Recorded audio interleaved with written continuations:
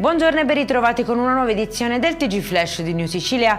In apertura ai domiciliari un collaboratore scolastico di un istituto del Catanese che fotografava alcune studentesse anche a loro insaputa e utilizzava programmi di intelligenza artificiale per spogliarle digitalmente creando immagini deep nude.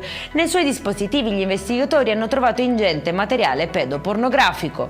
2 condanne per il crollo del cancello di un parco giochi a Caltanissetta che nel 2017 ferì gravemente un bambino di 9 anni. Il tribunale ha inflitto 1 anno di reclusione all'allora capo dell'ufficio tecnico comunale e 10 mesi al legale rappresentante dell'associazione che gestiva l'area.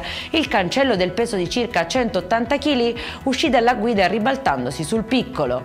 Ai domiciliari un 85enne a Messina per aver violato il divieto di avvicinamento imposto dopo una serie di molestie ai danni di una commessa. L'uomo infatuato della donna continuava a presentarsi nel negozio pretendendo di essere servito da lei e si era recato anche sotto casa per lasciarle regali non graditi. I carabinieri lo hanno sorpreso di nuovo sul posto di lavoro della vittima facendo scattare l'arresto.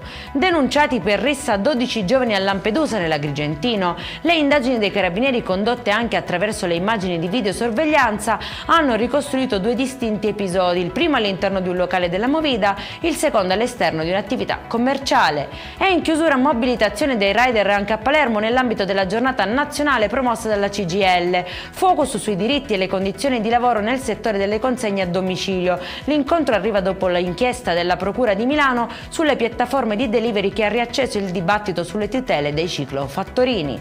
Per questa edizione è tutto, prossimo appuntamento alle 19:30. Buona giornata.